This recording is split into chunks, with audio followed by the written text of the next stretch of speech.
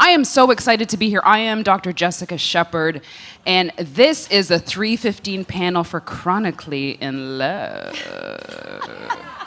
So we will keep it PG, but definitely will go R-rated for sure. But this panel really is focusing on dating, love life, and how to really approach those kind of sometimes heavy moments when you're dating, or even if you're in a marriage or one night stand, whatever it is. We will address all of that. So I'm actually very honored to be here. Nitika has done a wonderful job at bringing this together, and also with Healthline in partnership. I want to thank them as well. So I have a wonderful panel here. I'm going to let them kind of introduce themselves and kind of give you an idea of how they're involved with Chronically in Love. It does not mean we're going to share all our sex stories, but we have one or two may come up. But I am a gynecologist, a women's health expert. But one of the things that Nitika and I, we met a few years ago through Blog Her, is that I deal a lot with women who have chronic health issues. And so many times it will be a chronic pelvic pain issue, such as endometriosis or fibroids, and that's kind of where my wheelhouse is, obviously, because I'm in the pelvis all the time. But I find that a lot of my patients who do deal with those chronic pelvic issues also have a lot of chronic systemic issues. So whether that's IBS, or whether that's, a lot of times it has to do with skin disorders as well, and so that can affect the pelvic area, and that becomes a little bit uncomfortable too. So that's my space, that's who I am, and I'm gonna let the panel introduce themselves. Hi, I'm Jenna, also known as No Way Lady on Instagram. Whew. Host of stuff I thrive with. I'm very allergic to dairy, hence No Way Lady, whey being the protein in dairy. I also have non-alcoholic fatty liver disease and IBS, so something that comes up a lot. I got out of a very long-term relationship last summer, so have been navigating dating for the first time with all of these things. And started a No Way Lady Dating Diaries column because of it.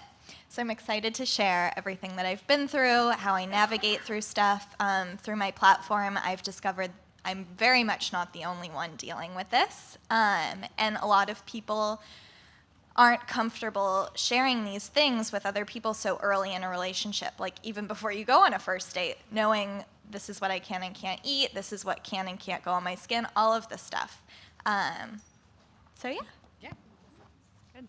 Hi everyone, I'm Nicole Jardim, and I'm a certified women's health coach, and I got into this work because I had debilitating periods for many years throughout my teenage years and into my early 20s, and it required me to do a complete 180 on my life, completely overhauling my diet, my lifestyle. I was in college at the time. It's not fun to start changing your diet when you're in university. And just really understanding how stress and early childhood traumatic events affected me.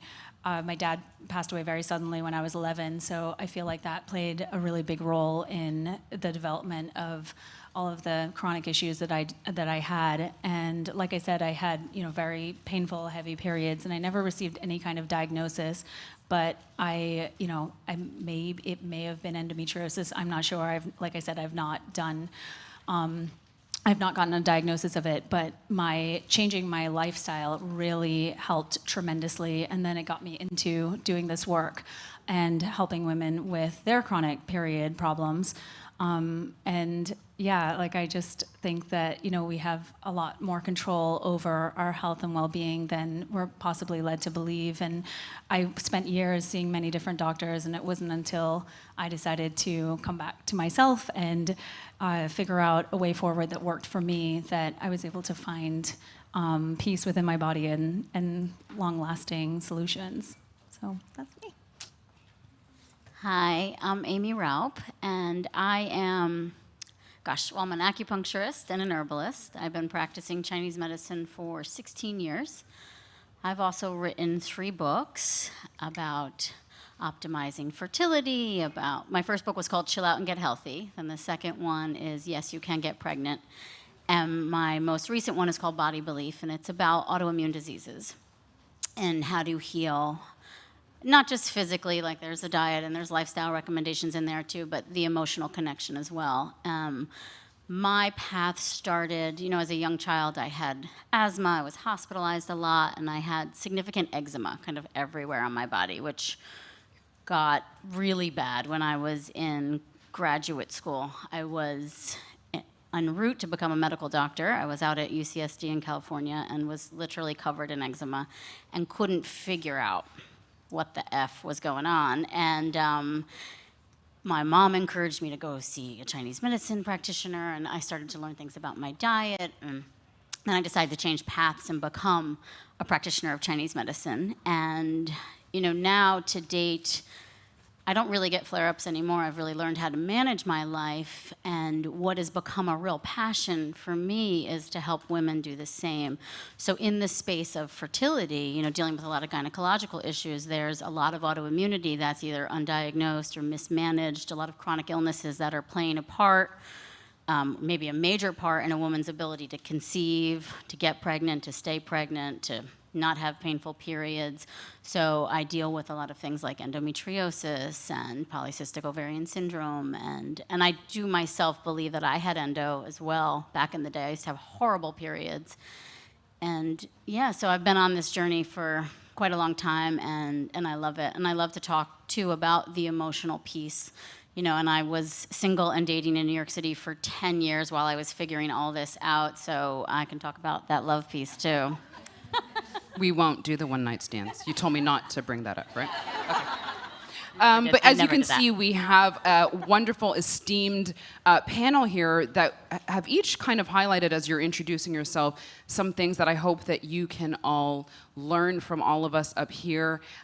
It may be a little weird that as a medical doctor I'm sitting up here, because many times in a chronic disease state, we become frustrating to want to go to, right? Right, I know you guys talk about us, but I am very transparent in the fact that I understand, one, there's a completely different understanding of health and wellness. Those are two really different aspects that if we took the time to maybe focus on a little bit more, there are things that we could advocate for you to do when you're on your own, or things that you can do at home, but also, integrating that with the things that we know scientifically and are evidence-based on how we can help that as well. So I really do think it creates an avenue for us to have better relationships, and don't worry, I'm talking to my colleagues on my side too. But I hope that I learn, when I speak at these conferences, I also learn from you as well, to hear really what you're saying, what your desires are, what your frustrations are, so I can take that back to my office, and then I can help women who come into my office when I see them on a day-to-day basis. So, Amy, I wanted to jump to you when you said that you had gone through, specifically because we're talking about chronically in love, or chronically dating, how you sorted through that 10-year span. You don't have to do the whole 10 years. Maybe just a quick synopsis of what you figured out from the lifestyle portion of your health, how you integrated that into what you were going through to get where you are now. Yeah, there's a lot. I was on my path of learning, during those 10 years as well. So really trying to figure out what worked for me and what didn't. The dietary changes were really significant, and so things like picking the restaurant if I was going on a date, or eating something before I left the house, and starting to just be more honest and open about, I love pizza, pizza doesn't love me, that kind of thing. And really, as I learned to connect the dots between certain lifestyle choices, like I couldn't go out and drink red wine with girlfriends all day. I just would be laid up, and my skin would totally flare up. And it just became this point where it just wasn't worth it to me. And so much of the previous panels that I've listened to, that they were talking about of, this worthiness and who you were going to surround yourself with that really understood that. And that's how I started to approach the dating process. And I have a funny story that I'll share when I... Is it juicy or just It's funny? Juicy. It's okay, juicy. Good. So one of the things I realized with my major skin sensitivities were that condoms were like the no-no of no-nos for me. I would get like a major yeast infection or bacterial vaginosis kind of like immediately. And so I discovered when I wrote my first book, chill out and get healthy. There was some data that was showing like women had a sensitivity to naloxone 9, and I thought, oh, maybe that's me. I'm going to cut out the naloxone 9. Good luck finding condoms without the naloxone 9. They exist, but they're like made out of lambskin, and there's no lubrication on them.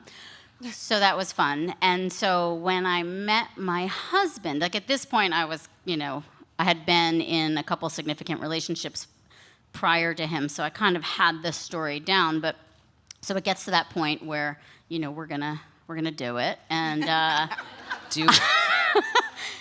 I'm like, so these are the condoms you get to use, and he's like, oh, okay, and that's not I was awkward. like, take it or leave it. You're buddy. like, here they are. Yeah, this is what we get. Here they are, and so literally, I was telling Jenna the story. We're having sex. We're like in the act of it, and he's like, so these are like moisture wicking condoms. I just thought, oh my God, I'm gonna die. Like I was like, oh, he's never like, this is it, it's over. And he made a joke like the next day or something. He's like, I must really, like at that point we had already said we were in love. It was a pretty fast moving relationship. Like 4 months later, I was pregnant with our child, intentionally.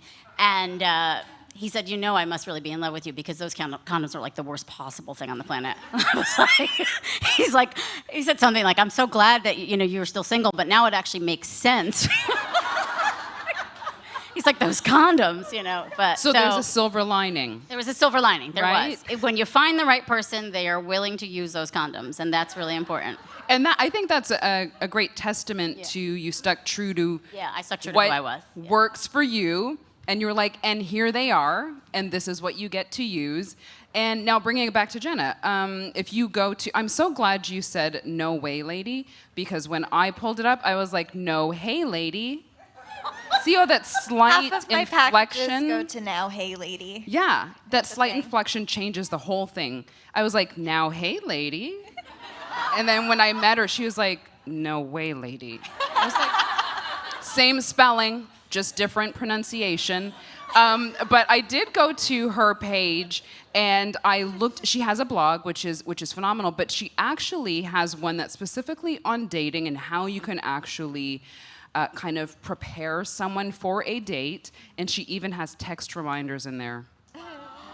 So tell us how you got to that point where you're like, let me share these stories with other women who, one, I know I'm not the only one out here. But how did you find that would be I thought that was brilliant. How did you find that would be helpful to insert into that blog? So back to the no way, now hey predicament. My dairy allergy is very severe, and let's backtrack. In high school, I was telling Amy, in high school I dated a baseball player who used to drink protein shakes all the time, filled with whey protein. And obviously, I couldn't kiss him afterwards, and I started making a joke out of it. And I was like, you have milk mouth, dude. Like, no, it's not happening. And so I started following that 3 to 4 hour rule, which is peanut allergies usually sway more towards 4, but I'll cut it at 3 if like they've had a lot of liquid or they've had some wine, kind of like disinfected the situation. Or you could just throw water at them to make sure it's 3. Exactly. Right. And so I got quite comfortable doing that, and then I fell into another long-term relationship after that, and people get used to it, right? Like they accept you, they love you for who you are, and like he was dealing with me on this whole like gut health hormone journey I was on, and so the food allergy just like came with it, and it became our normal. And like if he had a quesadilla, like we'd just hang out, and then like we could make out later. Fine. Gets to a totally different situation when you're going out to wine with somebody. The wine date only lasts an hour or 2, and they go in to kiss you, and you're like, nope. Like you either dodge it, or I've been on a date where we went to a Mexican restaurant, got margaritas. He was like, oh, I haven't eaten dinner. I'm like, okay, you can eat something. We have a whole conversation about a friend of his who has a very severe gluten problem. They ran a marathon together. He had gluten in something. They couldn't share a drink afterwards. I thought we were on the same page. This guy literally told me his friend had a very similar issue, could not share the water bottle. We get to the end of the date. We were at Mexican. Of course, his stuff had cheese in it. I decided I got like something with shrimp. There was no dairy in it, and he knew that because I ordered it without dairy. And we get to the end of the date, and he leans in to kiss me, and I had to dodge it. And he looked at me like petrified, like, what did I do? I'm like, you had a quesadilla. He's like, yeah, so I'm like, there's dairy in the quesadilla. And we had to rehash this whole thing, and it made him feel uncomfortable. And he was almost upset by the situation, in which case I'm like, dude, no, like, you knew this a long time ago. Needless to say, we didn't go out again. He was more hurt than I was. This is normal to me. He was like, oh my God, what happened? So I started reorchestrating my first dates. We don't do food. If we do food, I make it very clear, like, no, like, it's just not happening. I also won't eat the food, which causes a whole nother set of issues, especially being a small person. It's just like, there's a lot that comes along with it and a lot of stigma. So you just get really used to being open with it. But back to the text messages. Yes. Now, first date, we don't do food. If food comes up, we talk about it. But then the second date is I do send a warning text message earlier in the day, and I first treat it as a, like, oh, I'm thinking about you. I'm excited for seeing you later, because everybody likes to hear that. And then it's the sandwich technique. Yes. Folks. Positive, right. Whatever's actually going on. You're so great. Yeah. At the end. Yeah.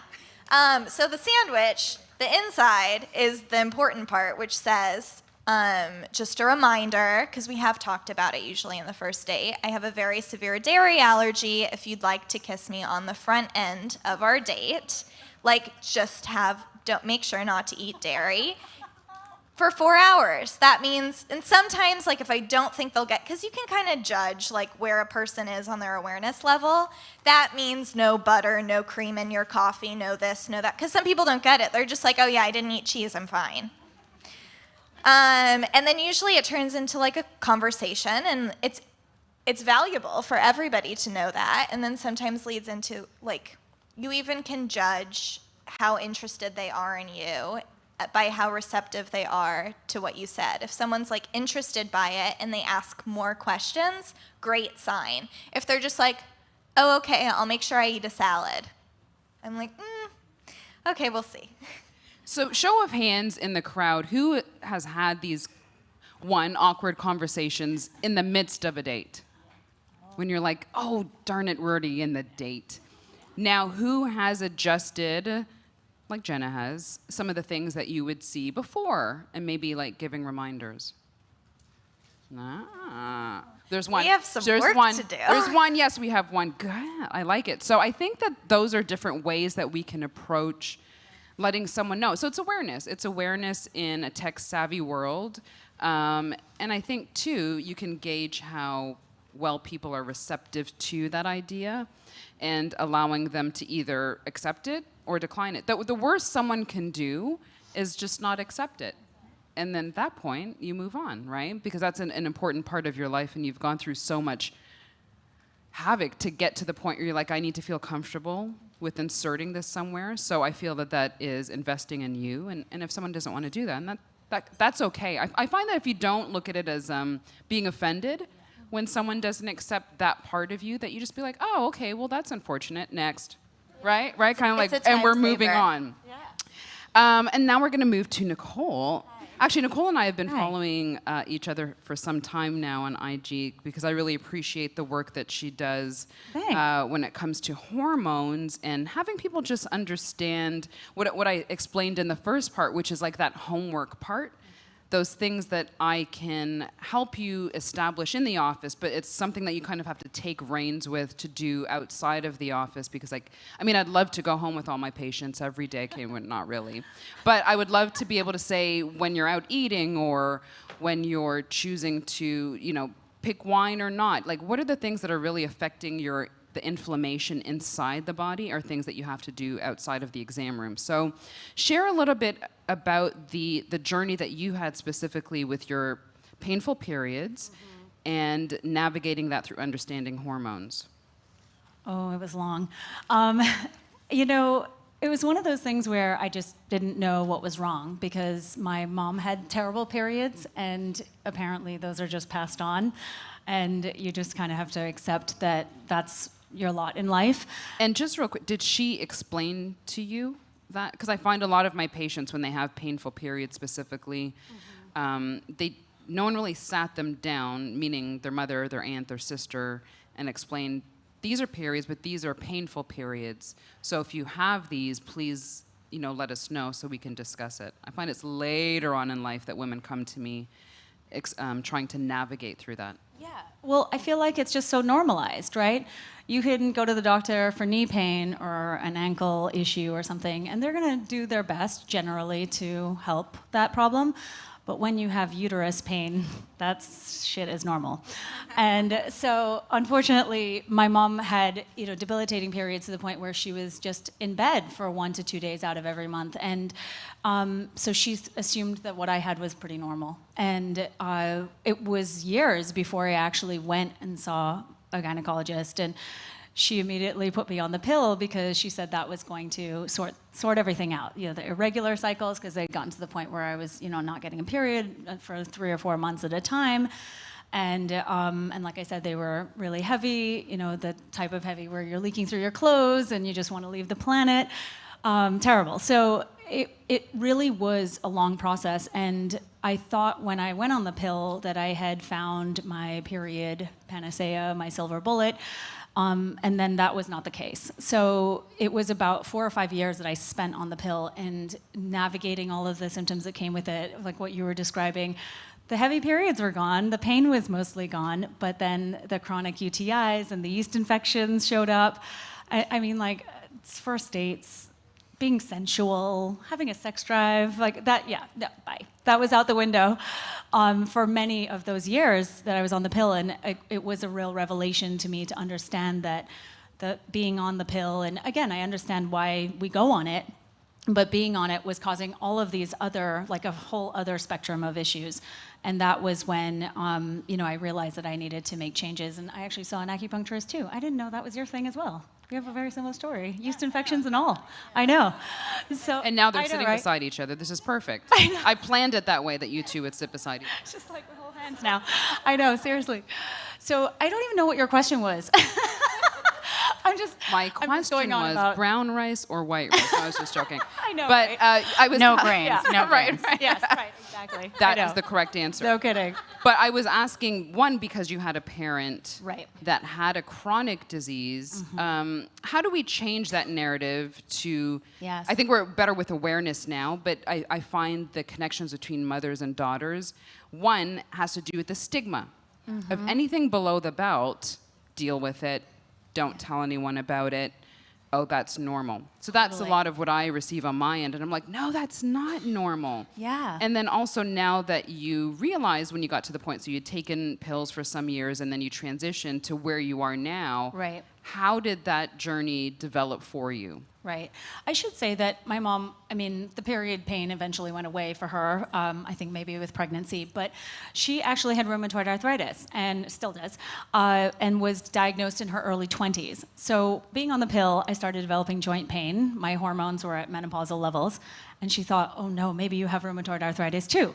So I then started down the process of trying to get a diagnosis for that, but nothing was conclusive. And again, when I came off of it and changed my life, a lot of those symptoms mostly disappeared. But it was interesting growing up in a household with someone who had a condition like that, she felt for the most part she had no control over. She'd seen doctors, had received this diagnosis, and just felt like, okay, this is what I got, and I'll just have to figure it out. And she took medication for it for most, she's going to be 70, so almost 50 years now. And she just she found different ways to deal. And at that, she really taught me self-care, actually, before it was even a thing, before it even had a name. She was the type of person who, because she knew she didn't have a whole lot of control over the pain that she experienced, she would, make sure that she was always going to the hairdresser, and she would hang out with her friends at the hairdresser, and then she'd go get her nails done, and she would make sure she got a massage like every couple of months, and and she was big into fashion, and so she always she would throw parties and dress up. She really just decided to have fun in her life and found the things that gave her so much joy. Because there were some days where it was really difficult for her to get out of bed, and like I said, she just didn't have a lot of options in terms of alternative treatment, which I actually happened to have, which was lucky for me. And like I said, that was her way of coping. And it seemed to really, it really was a great example for me and my sister to see her take care of herself in that way so that, her cup was full, so to speak. Yeah. So sexual health, I think, is one, underestimated, whether you do have a chronic disease or not. One, because I was talking to someone last week, and it was in a panel setting, is that women are pretty much given our sexual health journey from the time we're born. It's don't have sex, then you get married, then you have sex, but no one ever taught you how to because you weren't supposed to be having it. And then you get to menopause, and your hormones are kind of like bye-bye, and then don't have sex again. Does that sound fun to anyone here? No, me either. But I think that we need to visualize sexual health just as important as we do our emotional health, our physical health, and that's usually what my passion is in explaining to my patients when they come into the office. The sexual health is just as important as all the other aspects of health. And with a chronic disease, that sometimes, it's like a double whammy almost. So one, most people are not very sexually savvy, where they're like, they just run around talking about sex all day and their sexual health. But then with a chronic disease, sometimes you don't feel maybe sometimes that you're worthy, if that's the right word, to love yourself or to be in a very positive sexual relationship with someone because you just feel like you're not worthy of that part of your health. So as you all have your wonderful platforms, clients, followers, what would you say is the one thing that you would tell them as far as sexual health and a chronic disease? When you bring those two together, how do you help them transition into that realm of it is okay for me to have a chronic disease and be sexually happy and in a positive sexual health? Was that a tough question? That's a lot. Let me take it from the back. No, how would you explain to people through your journey or through your experiences with your followers or your clients how to, and you can all answer whatever order, what you would think to bring that healthy kind of balance between the two, because it fluctuates so much. Like you just said, your mom has good day or had good days, had bad days. With a chronic disease, that can ebb and flow. It can range from hours. How do you kind of keep that in the same, in a checks and balances between sexual health and chronic diseases? Yeah. I think it's like a body empowerment sort of thing. And it's not even just people with chronic disease. It has to do with just how you're feeling in your own body in that moment. A lot of the people who follow me maybe don't have a chronic disease or have an undiagnosed chronic disease, but there's something about it that they don't feel comfortable in their own skin, whether it's that day, that week, the whole month. And it changes for everybody. It changes with our menstrual cycle. I wrote a blog post actually about dating with your cycle and when to plan your dates and all of that stuff. So, I mean, that's a cycle in itself. And then if you have chronic disease, layer on top like a bad day of bloat. Like what happens, I get questions a lot, what happens when you wake up and you have a date and you just feel uncomfortable and don't want to go? Like, do you just cancel and seem like a flake? Do you explain what's going on and freak someone out before you even meet them? Like, what protocol do you really follow? And for me, a lot of my IBS stuff is triggered by high FODMAPs. So I will watch, not like religiously, but like a couple days before a date, well, maybe a couple days. It depends. A couple days before a date, lower my FODMAPs. So I know that like my body is going to be in a situation that it feels comfortable, that I feel comfortable in my body to be able to be present with the person versus feeling like, oh, I don't want to be here right now. I don't want to do this. And then take it to the bedroom on top of everything else is like, then you got to be there for somebody else, and like you have to feel good about yourself, and you want to feel good about yourself, and you want to enjoy it. And then my little touch on bloating, which I know everyone deals with, not just people with chronic disease. Nobody notices. It's inside we feel. It's Yeah. very bloated. It's Michelin Man Right, inside. inside. But it's on the not outside, they have no idea what you look like when you're not bloated. So long as you feel comfortable and you're not in pain and you're not having a completely horrible day, like if you have to wear a different pair of pants and like just relax a little bit, they're not going to know. So that's my little. What would you say, Nicole? Oh, me? Okay. I mean, you can go last. It's okay. I figured, well, we're going to go in chronological order now. It's so interesting. I remember, well, it was when Nitika sent us these questions, she said something about being a sensual being. I know I've mentioned this already to these two, and I just rolled my eyes. I was like, I couldn't even think about that at the time, when I was back in the day, when I had all these issues, UTIs and yeast infections, and you're just like in the doctor's office is a revolving door, and there's no sex, no sensual anything. And I felt like when I got into this work, I felt as though tracking my cycle, understanding when I might actually be a sensual being, and using that information to really live my life with more purpose and an understanding of my body, like what you said about tracking your cycle and the bloating and all the things, it really, really helps. And so in that first half of your cycle, your estrogen is rising, your testosterone rises, and most people, I would say the majority of people, feel pretty good at that time.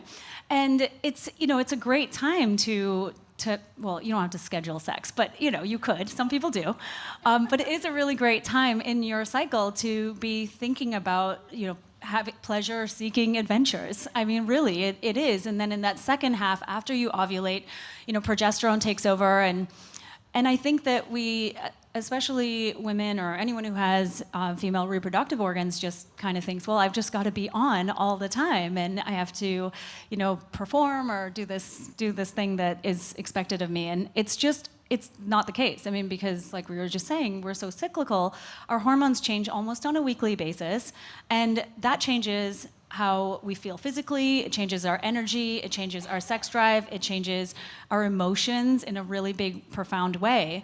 So if we can maybe be a little bit more gentle with ourselves and think about ways that we can maximize the parts of our lives according to our menstrual cycle and the hormonal fluctuations that we're naturally experiencing, I think that we can certainly live more embodied, in a more embodied way.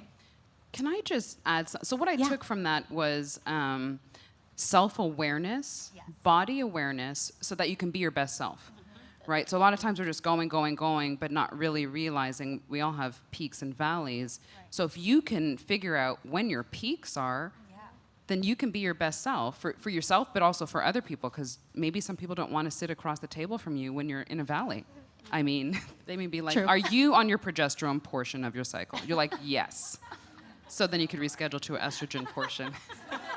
I will also say really quick, after a first or second or third date, once you get to a comfortable place with somebody, it's really nice to share that knowledge. It's not just for you. It's fascinating for some people, and then they have a better understanding of where you are and like when they might want to talk to you or be with you, and maybe when you need your alone time, and it just helps everybody. Yeah, I mean, my partner knows intimately. He's like, oh, you're on day 26 today. Good luck at that talk. And I know, we call him the period guy. It's kind of a joke in my business. But, it's really great to have that information and be able to share it with the person you're in a relationship with. And that's one of those homework things that you can do on your own in conjunction with whoever you're working with to help you on that other aspect of it. So this, Amy, before you answer yours, this is more of like me selfish because I'm up here, I'm getting information. Tell me a little bit more about acupuncture, because I do send my patients to acupuncturists, how acupuncture helps with mood, sexual health, anything that you can provide that people here might understand more about that. So acupuncture, the way I see it or the way I describe it is I aggravate the body to function better. I'm sticking little needles in different parts of your body based on my diagnosis, and I'll ask you all sorts of questions and look at your tongue and feel your pulse. And based on what my diagnosis is, I'll insert needles in specific locations to really just help the body circulate better. So in Chinese medicine, we say any disease, any dis-ease, discomfort, disharmony in the body is due to a blockage somewhere. The energy's stuck somewhere. And so we're just kind of encouraging it to move on through. One thing I see a lot, like in this conversation and in women's health and reproduction and just a sense of self, and you know, so much of the chronic illness conversation, and you guys know this too, is, you know, a lot of autoimmunity, right? You know, going around. And what I talk about in my latest book, Body Belief, is if the body's attacking itself on a cellular level, for you to begin to look at where you're attacking yourself on an emotional level. And not that there's anyone to blame, no one's doing anything wrong, but like, how are we supporting ourselves, or how are we not supporting ourselves? And so much of what I love about what I get to do in the clinic with my patients is, you know, the needles are also a way that, you know, I basically am forcing you to sit still for like 25 minutes, and you can't do anything. You can't be on your computer, on your phone, and you got to go inward.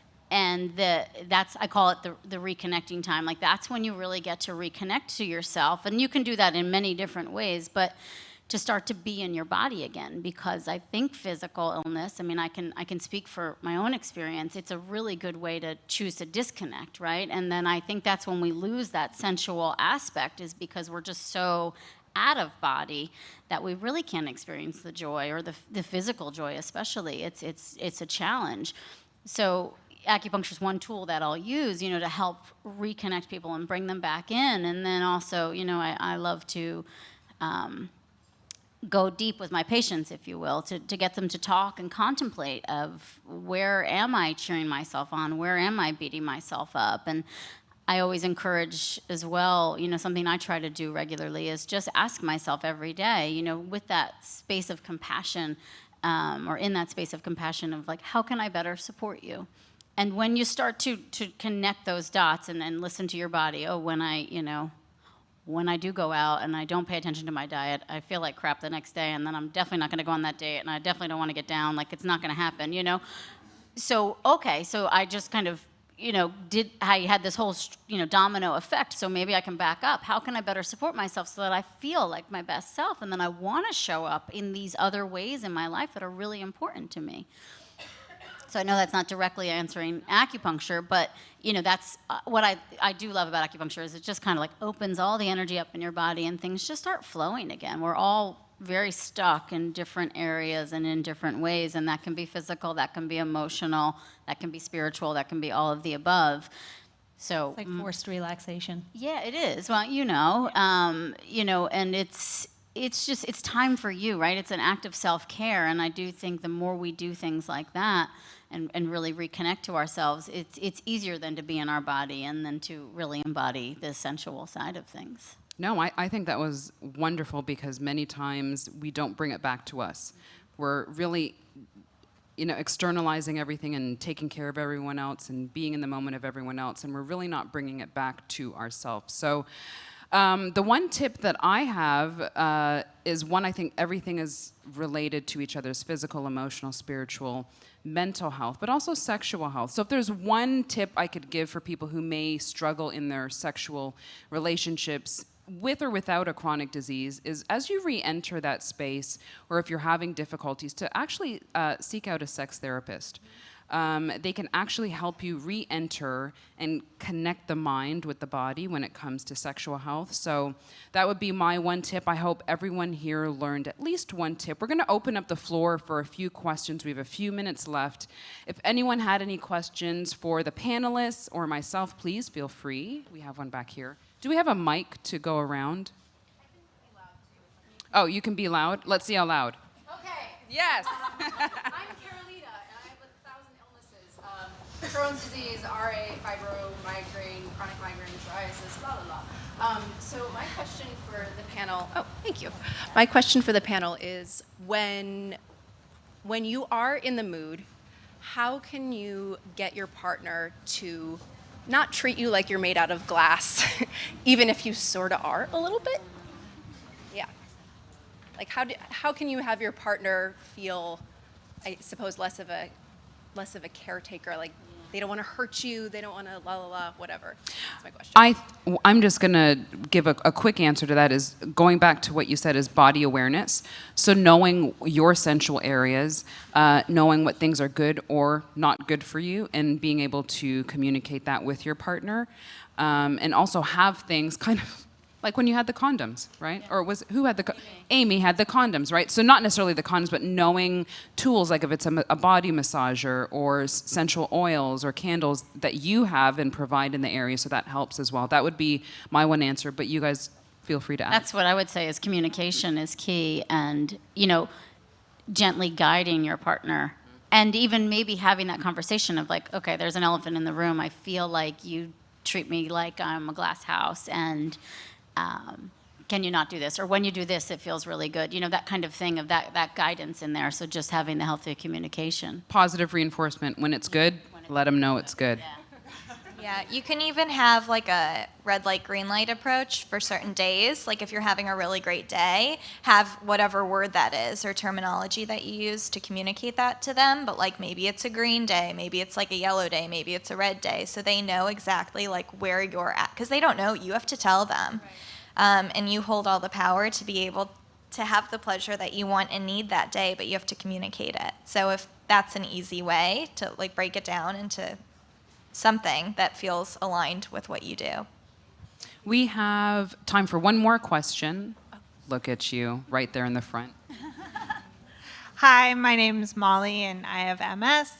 And I have a question on the other side of that. So I have MS, and my husband has chronic liver disease. And he actually said that the first time that he knew he was going to spend the rest of his life with me is when I was diagnosed with MS, because he knew that there was a crossroads between am I going to stay with this person forever, or am I just going to bounce?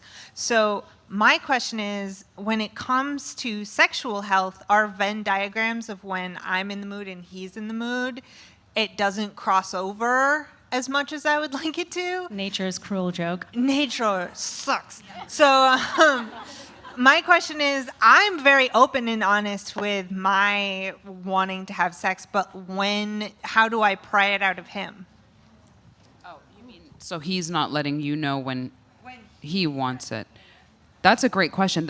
I'll go back to a relation therapist, and also a sex therapist can also help, because it really is just communication. You're like, I'm going to communicate, and that other person is like, oh, are we communicating about this? So it kind of is that roadmap of how can we communicate best. Because what I've realized with patients in therapy is that other person doesn't communicate the way you do. So it doesn't mean it's necessarily bad. It's just you guys have to find out what that language is between the both of you. And then I would say, too, if you can come in from a space where you won't be offended if he doesn't meet you, could you initiate and see if he goes along with it, right? That there's that Pull out a type of vibrator and space. see how he responds. Yeah. She's like, I'm going to try that. Yeah. Noted. No. We are at the end of our session, and we are delighted that you guys could join us here with our Chronically in Love. I hope you have learned at least one thing today and carry that and share it with someone. Share whatever valuable information that you learned today. And thank you again to Nitika and Chronicon, partnering with Healthline. Thank you so much.